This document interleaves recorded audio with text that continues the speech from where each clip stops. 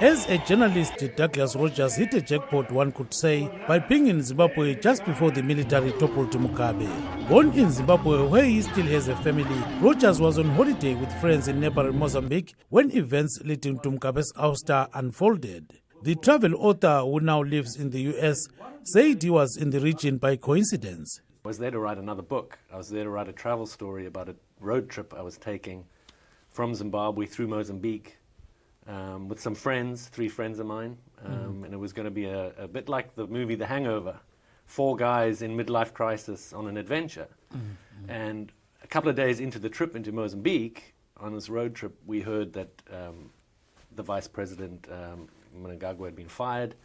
A few days later, he arrives in South Africa and says that he escapes the country. He arrives in South Africa and says he's going to be back in 2 weeks, which I thought was ludicrous. Rogers said he realized Mnangagwa's ouster coming at the height of the internal wrangling in the ruling ZANU-PF party between Mugabe's wife, Grace, and Mnangagwa was the beginning of something bigger. His journalistic instinct kicking in, Rogers said he persuaded his friends to head to Zimbabwe after hearing a press conference by then Army Chief General Constantino Chiwenga basically threatening military action on Mugabe and his wife. I knew that something big was going to go down in Zimbabwe, and I told my friends, let's go back for that.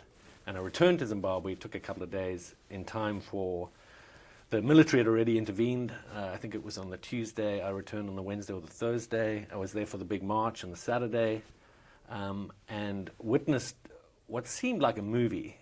After some digging, Rogers said he called his publishers and pitched the idea to drop the travel story and instead write a book on the end of an era in Zimbabwe, which his publishers liked. And 2 weeks in November, the astonishing untold story of the operation that toppled Mugabe was born. Rogers tells the story, which reads like a movie, through a person he identifies in the book as Tom Ellis, a white Zimbabwean living in South Africa, who played a key role in the military intervention that ended Mugabe's 37-year rule. The guy is a white Zimbabwean living in South Africa, had been involved in opposition politics for a long time, and he began to tell me on a phone call what he had done in the coup, what he said, my side. I'll tell you what my side did. And I listened to the story, and it involved him meeting and befriending a CIO agent sent down from Harare to assassinate him. Oh, that's Casper. That's Casper. This is a guy called Casper.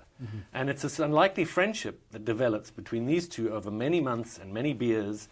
Through Ellis, Rogers said he gained critical insight into the complex network of strange bedfellows who orchestrated the military intervention that ended Mugabe's rule, dating back to 2015, long before Mnangagwa's firing. Prominent characters in the book include a Central Intelligence Organization operative identified only as Casper, then war veterans leader Chris Mutsangwa, Gabriel Shumba, a human rights lawyer and activist, and members of the Zimbabwe Defense Force. Rogers recounted what Ellis told him about how he and Casper, the CIO agent, essentially sealed the plan to topple Mugabe in a parking lot in South Africa in a pact called the Northgate Agreement. Agent and a white Zimbabwean, ex-Zimbabwean businessman sitting in a truck in a parking lot in Johannesburg to say, we've got a plan.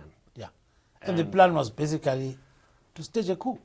Well, you see, there's a bit of their plan. They couldn't stage a coup. There's obviously these guys are using not other able people to do it. Well, what their plan ended up being, okay, is that they wanted to support Mnangagwa. They wanted to support the Lacoste faction and have Mnangagwa as the new president of Zimbabwe. And at the first, and this goes for, I believe, Gabriel and some of these other guys who were caught up in it, it was activism. They were involved in activism, and they thought this could take for a long time. But in an extensively researched and greatly sourced book, Rogers sought first-hand accounts from all the major players involved in the events leading up to Mugabe's ouster and the mystery surrounding Mnangagwa's whereabouts when he was fired. Rogers detailed Mnangagwa's dramatic escape to South Africa as told to him by various people, including Mnangagwa's 2 sons who were with him, which involved walking on foot, dodging roadblocks, and seeking refuge in a shabin before being flown to Mozambique in a private aircraft owned by Justin Maposa, a Zimbabwean business mogul based in South Africa. Get a warning call that you better leave tonight, people are coming to kill you. And that's when was put in motion. And it's a crazy story, and I know this has been questioned by people, but I have 9 sources, I have WhatsApp messages. Rogers also spelled out the role played by then Commander of the Zimbabwe Defence Force, General Constantino Chiwenga, and the behind-the-scenes diplomatic negotiations that took place to ensure that no blood was shed in the process of removing Mugabe, and building the case that what happened was not a coup. Rogers explained the role by former Zimbabwean ambassador to China, Chris Mtsangwa. What Mtsangwa was brilliant at was spinning and talking to the South African government, and Jacob Zuma at the time was head of SADC, and they'd been doing this for a long time, but saying that you do not want G40 in charge of Zimbabwe. You do not want Grace Mugabe running Zimbabwe. And conveniently for him and for Lacoste, Mnangagwa, the G40 and Grace were their worst enemies because of her behavior, the way she attacked war veterans, the way she attacked Mnangagwa at rallies. Her behavior was a bad PR move by the G40 faction. Yeah. Rogers also reveals the cunning and pervasive way ZANU-PF stayed ahead of events and political rivals by infiltrating systems. For instance, Caspar, the CIO agent, was the bodyguard of the late founder and leader of the opposition Movement for Democratic Change, Morgan Tsvangirai. This is what I reveal in the book, how powerful and how pervasive the intelligence apparatus is in Zimbabwe. I found that everyone fears the CIO, right? But I think what I found, and I've been followed in Zimbabwe, and everyone's been followed by these sort of guys in suits and dark glasses, but you think they're a little bit stupid and ridiculous.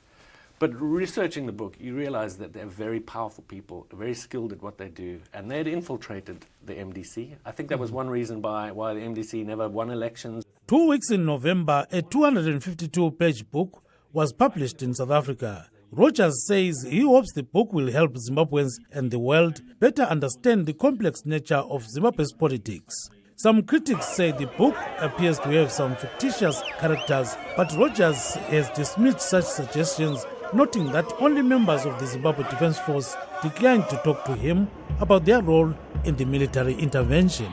Reporting for VOA Zimbabwe Service, I am Kip Stube.